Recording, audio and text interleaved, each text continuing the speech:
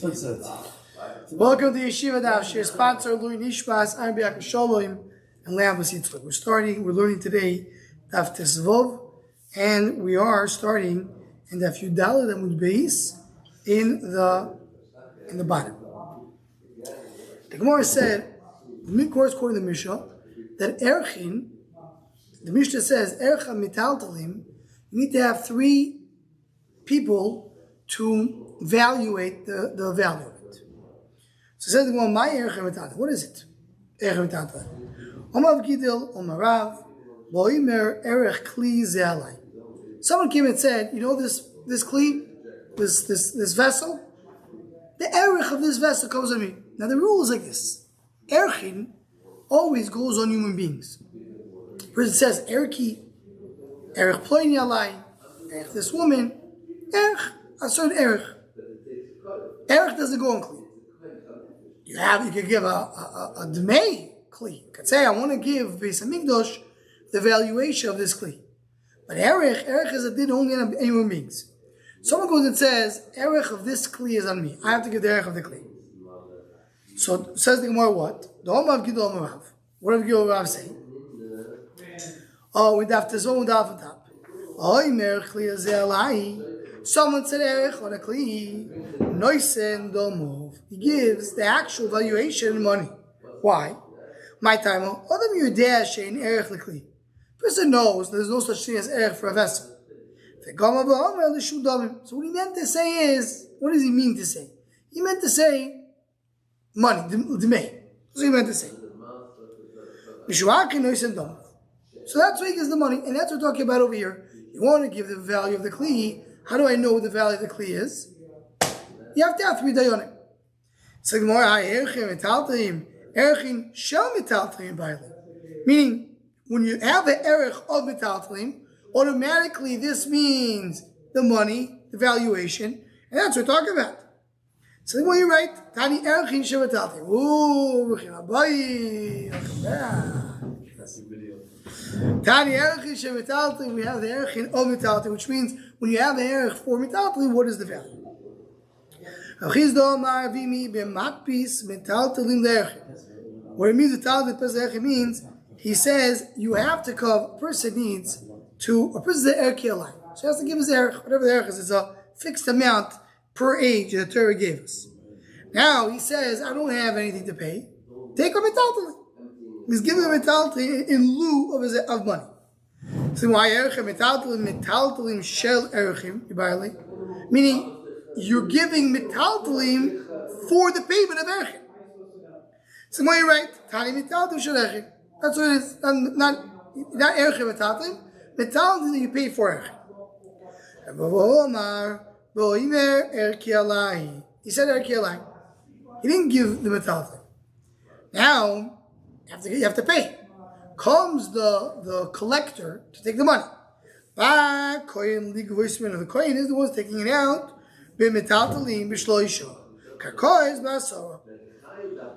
So that's what it means. Erchin that you extract metaltalim.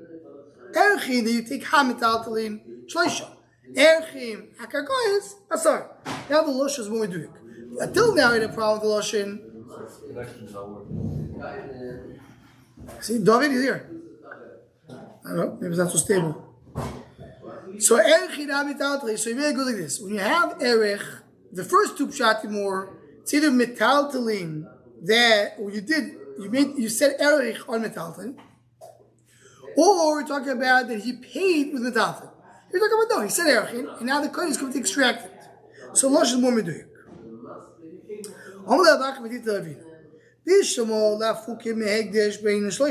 So bishlomo, when you want to take out of hegdesh, so what does it want to take out of hegdesh?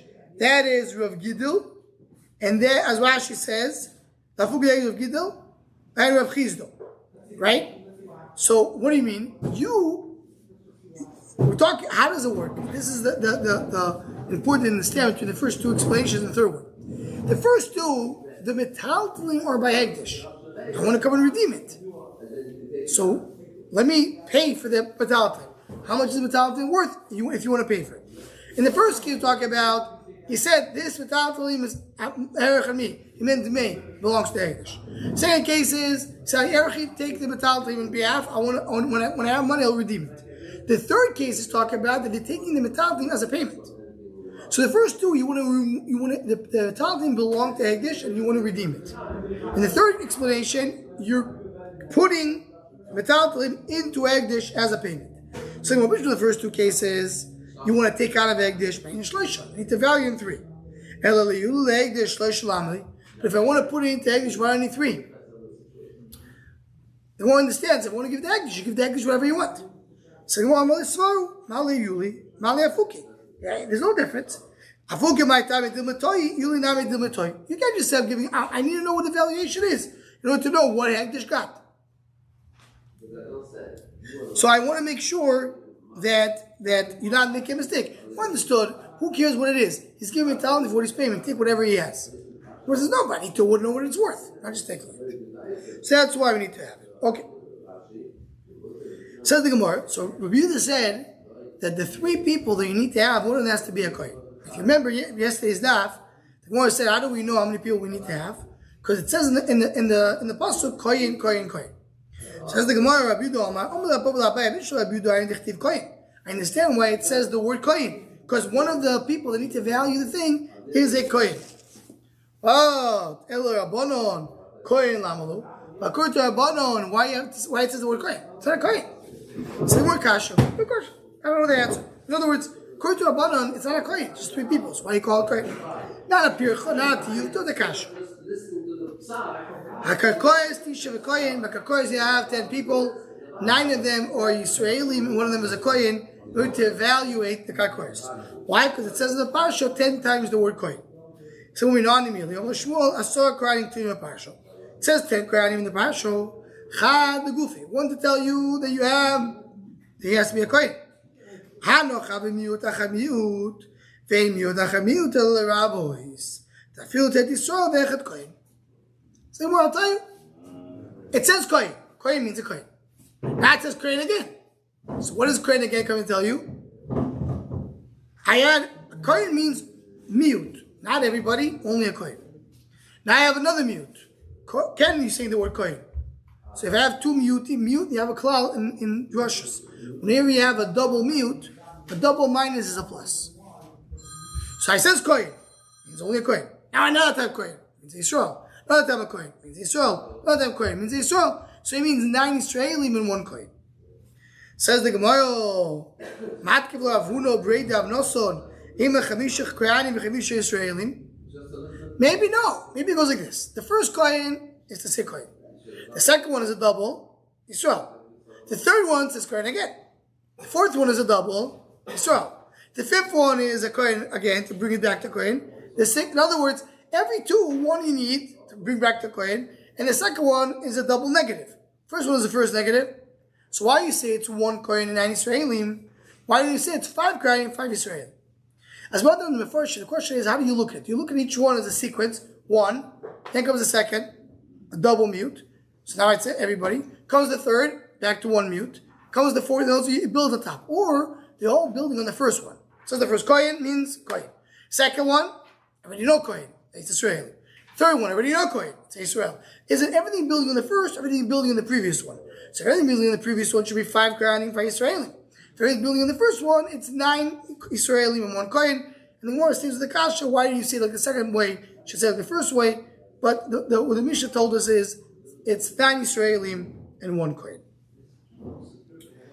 Says the Gemara, the Adam Kayetzebeh. Adam also you need to have 10 people. So what do you mean? Adam Yikodesh? There's no Hegdish by Adam. Someone says, I want to give my valuation. The person says, my alai, so you value how much Eved is. The Eved Eved you have a Hekesh, Eved Karka, and Eved is considered like a Karka. Same way a land needs to have 10 people, also Eved needs to have 10 people. And Toys asks over here, why didn't you say Pashup Shot? He was Magdish the slave. This is maybe you can't be Magdish the slave. Toys discusses it. So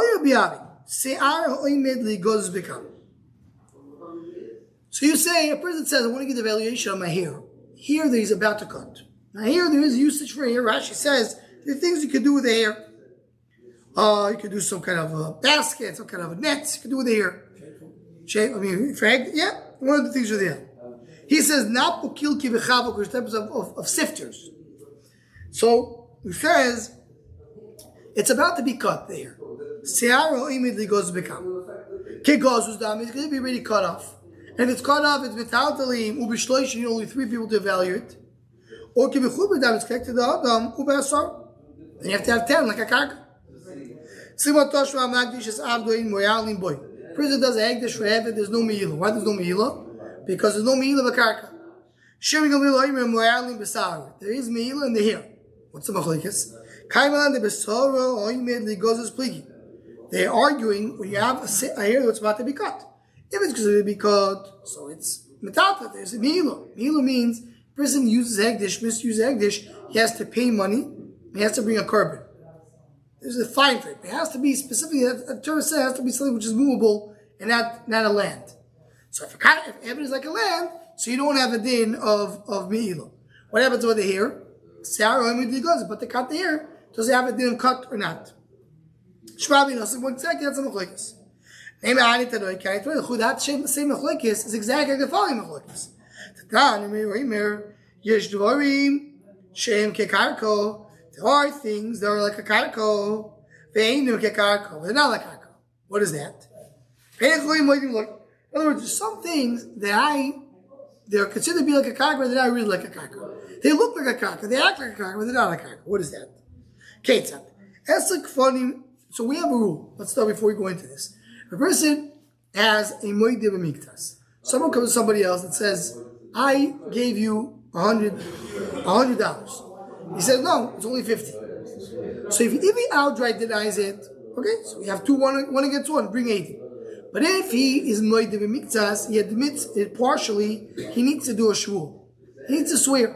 Why? Because the fact that it is partially, that means something's suspicious over here that probably, maybe he's trying just to get away. The rule is that's only metatla, not in the karka.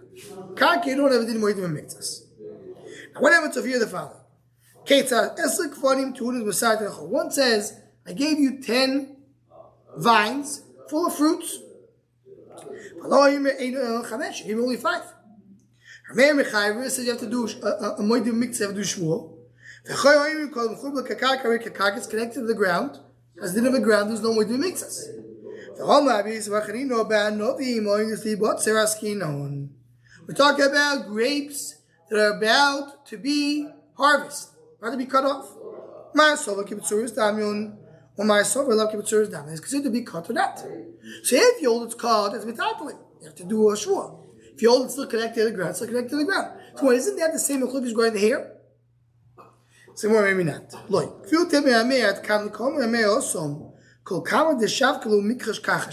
Grapes, if you leave them in the tree too long, they get ruined. So Rameir says you're about to cut the grapes, so it's not going to be connected anymore. Even though it's still connected, there's no benefit in leaving it on the tree.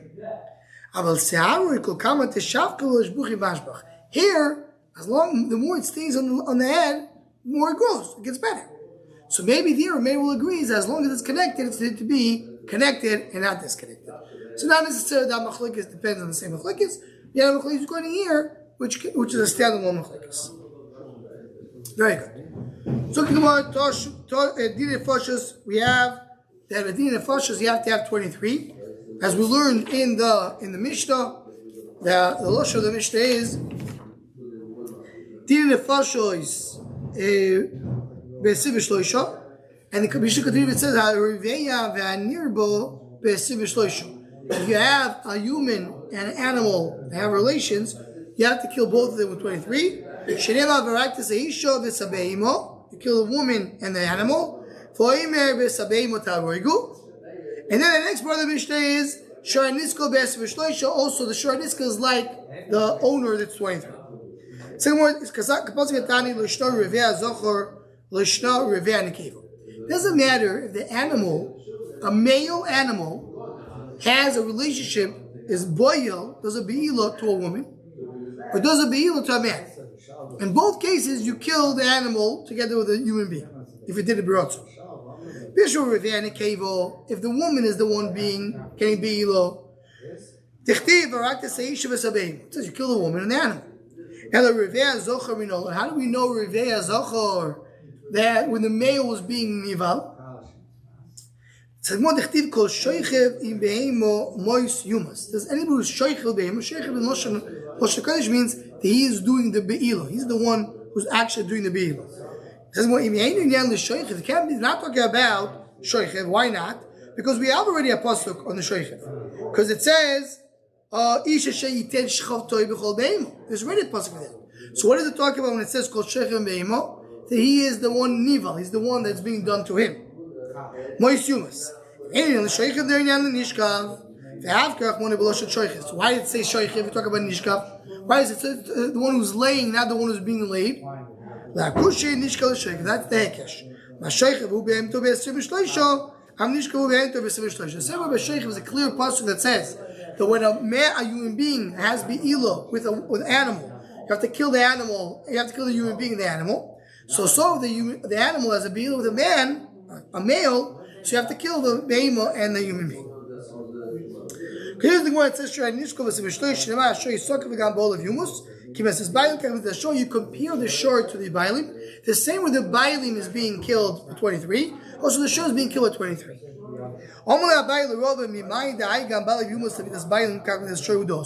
The pasuk says you have to, if an ox gored a human being, you kill the ox and like you kill the human being. So the ones like kill the owner. So what does it come to teach you? Say when the owner kills, he has 23. So when when an ox gores, you have 23. Well, who says coming to tell you that? Maybe it's going to tell you they actually have to kill the owner. That if an ox gores, you kill the animal and its owner. Right? So Amos is the one that's the own ways. Lekatu udos. It's going to tell you have to kill the owner. Just say kill the ox and the owner. And Velishta, right? It says Gambal of Yumos. Tell you they want to teach me say about the number. So when it comes to if I want to tell you Yumos, I would think, how do you kill the owner? By stoning. I want to tell you that by stoning. Stam Misa is, we'll see in a moment, either with a sword or by chenek, by choking. So what beskilo sekadaitach? How can that be skilo? If a human being himself killed somebody else, how do you kill him? With a sword. We're going to learn later in the Masechta. There's 4 mitzvahs basically. The more chamadik ones are streifel and skila, burning and stoning, and the more lenient ones are chenek and hereg, which is choking and sword. So he says when a person kills a human being, you kill him with a sword. If his animal kills, you'll kill him with skila. It doesn't make any sense.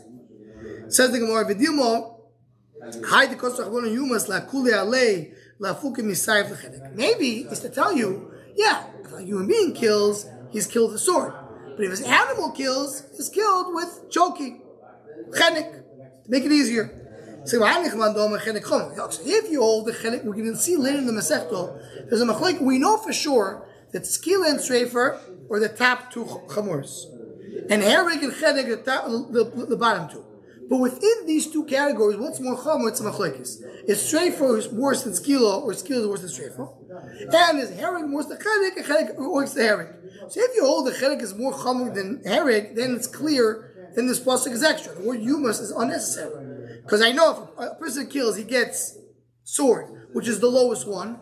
So when his animal kills, it won't be worse than that. So why did it say yumas? To tell you 23 for the animal. If you hold chenek is more kal, chenek is number 4.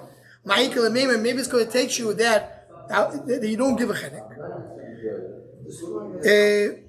Says the Gemara, maybe it tells you it's chenek. It says right after that we know this the psukim we learn Bobakama a lot. Do you give when you have a concept of koifer? What's a koifer? If an axe kills somebody, the owner could pay money. One understands if you can pay money, that means you're not going to be killed. If he's supposed to be killed, we have a rule: you can't take money for someone who's supposed to be killed in order to save him from the death. So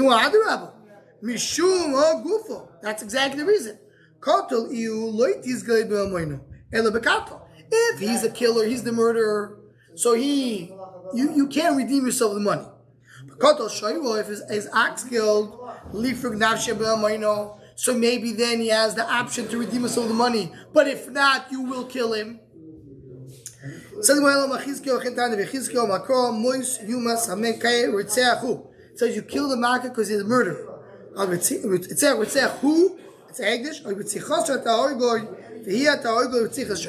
You kill him, but you kill him for his own murders, but not what his ox killed. So you never kill the owner for the shore's killing. So if so, why are you comparing the shore to the owner? The same way if the owner killed, he has 23, the shore also has 23. Same way, Bailu Shor Sinai becomes. Well, you have a question, Shor Sinai, what's the Shor Sinai? Because Baruch said that nobody should go on Har Sinai when the Shekhinah is on the mountain. So what do you do with 3 went on? Say Rashi says human beings, it was clear. Yisro already gave the 8 of Sanhedrin. So we know we have to do Sanhedrin. But what about the ox that goes on Har Sinai? And you have to kill it too. It says you have to have 23 in hand. Do you learn Har Sinai for the rest of the generation? You have to have 33 or not. So he's asked over here, who cares? So one answer to this brings over here is, how do you explain the pasuk? The pasuk says they have to kill a behemoth. What does it mean in the pasuk? That's okay to ask. As some of the Rishonim bring, I don't want to know. We have the rule. We never ask a question about the past. It's not a Gela Maaseh. But how do you understand a pasuk? It's again, I need to learn the pasuk. What does it mean? It says the Gemara Toshua it says right there in Sinai, you compare the ish to a behemoth, and the both have to have 23. Now, here, just to mention, we'll be married in this Be'ez Hashem, the Shur Machshav on the Daf, on this Daf. But it's a Gevaldik in the Kudah. The Achronim really bring Shmuel Rozovsky in the Shurim brings this Shaila. When you have a din of killing the Shur in front of 23, why is that so? Is it because he's an extension of his owner? Or the Shur needs to have a basin of 23? One raya, and this is already Rishonim you speak about in the pasuk. We're going to learn later in the Gemara that what about Shor Midbar? A shor that has no owners. An ox, he's a hefker. He goes and he gores it out and kills it. Does he have to have 23 or not? There's a sheet in Gemara that holds he does have to have 23. He has no owner. So you see from here, the Torah said that a shor needs to have 23 like the owner. What's the shot of that? No, I mean, regardless if he has an owner or not. If you want to kill an animal, you have to have a basin of 23.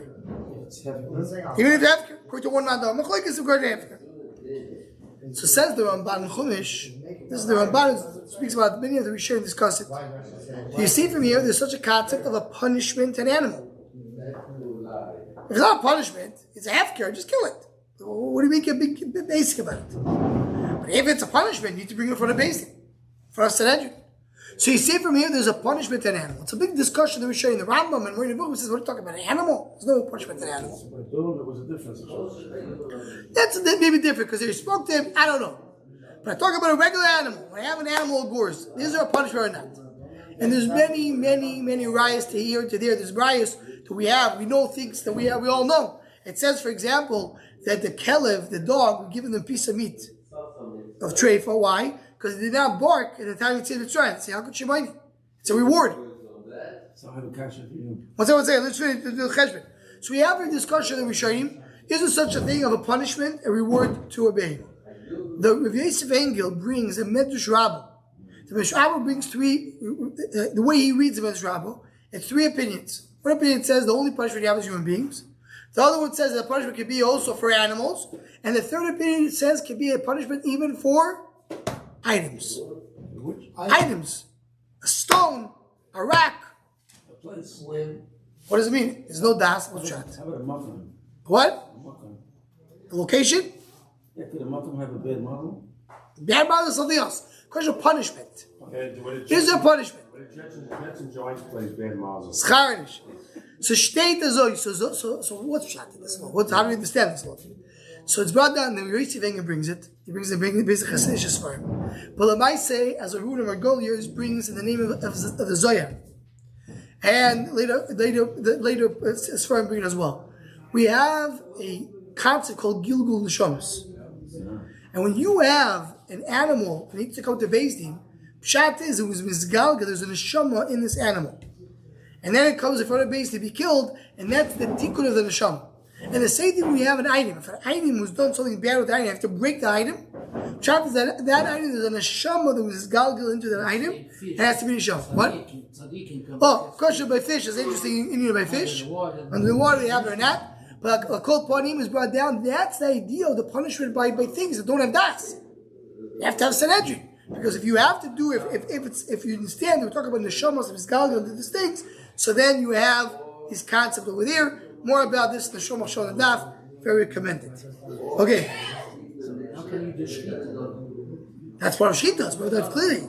Shechita is the biggest tikkun. The Shama goes back up. So where was the reward for the birds that ate up the food by Sanhedrin? No, so that's why we say it. That's what we give out food on the birds, right? One of the reasons we give out food was that. So in the Torah we know, I think it's in Shmotim, like you just said.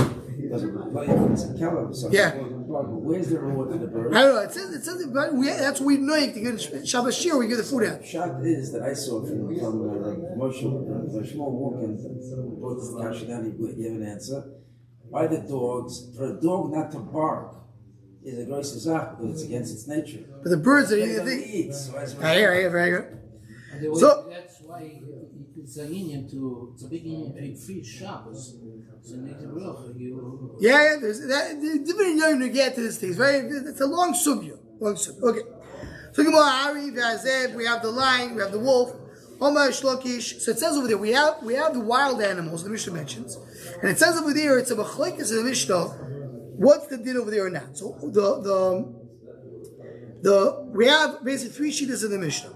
First shitta says, Azev Ari Ador V'Namer Abardos V'Anochosh Mitos Mesim Shlosh. You have to have 23 like everybody else.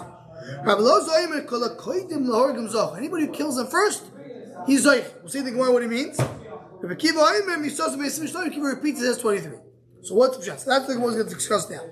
Says the Gemara, the discussion is only if they killed. If they didn't kill, you don't kill them. Meaning, even the second sheet that says it's a big schus to kill them if they killed. If they killed an animal, Adam, you see these animals are wild animals, you kill them. If they didn't kill, you can't kill them. There is a way to train them, and they can have an ownership. The second sheet holds, even if they didn't kill, you have to go and kill the animals.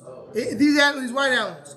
There's no training in the wild animals, and there's no ownership. Any ownership is nullified. You kill it right away. Anyone who kills it first is zoich. What does it mean zocha? You don't. Even if they didn't kill you, it's very good to kill them. So you kill them. What happens when you kill them? You can take their hides. You can enjoy from the leftover of the animal. That they killed the maizocha, you can't zoich anything.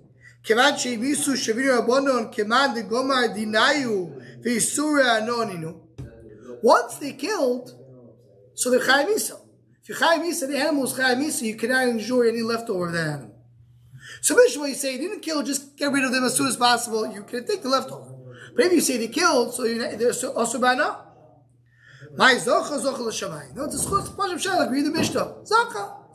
What a schus he has. It's shamayim. They'll give him a reward for the fact that he killed this animal. It was a wild animal, which was dangerous to others.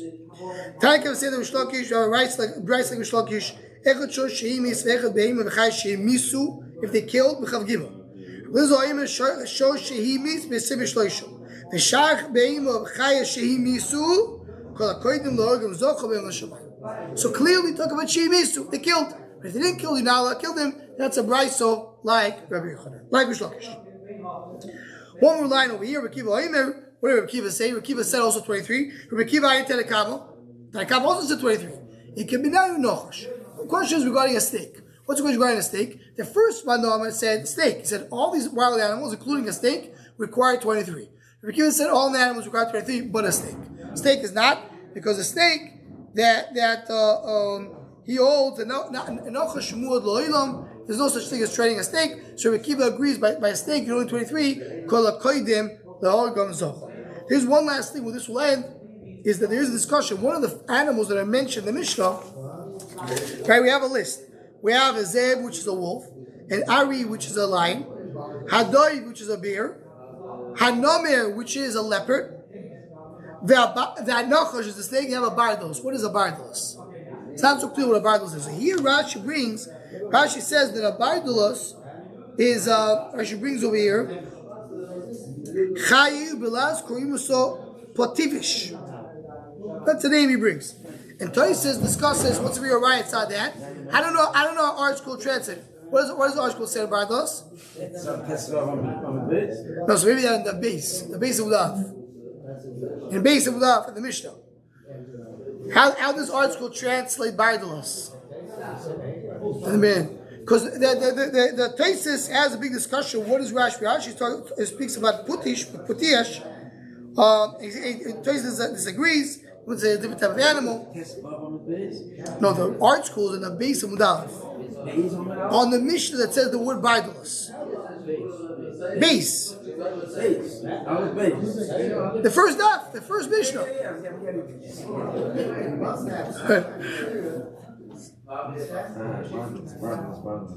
Towards the middle of the Amud.